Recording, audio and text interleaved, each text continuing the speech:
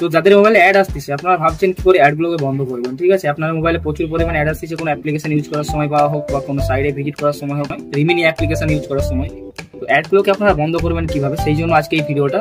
তো ভিডিওটা থাকো, আমি মোবাইলের স্ক্রিনে গিয়ে দেখাচ্ছি করে মোবাইলে অ্যাডগুলোকে বন্ধ করতে হয়, মানে পপ আপ অ্যাড যেগুলো আসে হঠাৎ করে স্ক্রিনের মধ্যে যে অ্যাডগুলো চলে আসে সেই অ্যাডগুলোকে কিভাবে বন্ধ করবে। তো চলো মোবাইলের স্ক্রিনে আমি আজকে দেখাচ্ছি অ্যাডগুলো কিভাবে বন্ধ করতে হয়। তো আমরা এখন মোবাইলের স্ক্রিনে চলে এসেছি।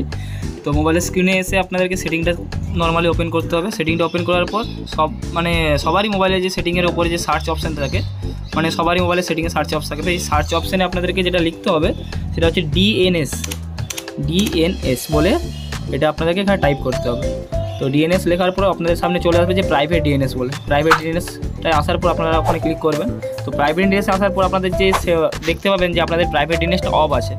তো এখানে আপনাদেরকে কী করতে হবে, যেটা স্পেসিফাইড ডিএনএস বলে যেটা লেখা আছে ওখানেও ক্লিক করে এটাকে অন করতে হবে, এবং ওটা করার পর আপনাদের সামনে চলে আসবে ডিএনএস অ্যাড্রেস বলে। এই যে ডিএনএস অ্যাড্রেসটা আমার অলরেডি আগে থেকে লাগানো আছে, তো আপনাদের মোবাইলে লাগানো থাকবে না।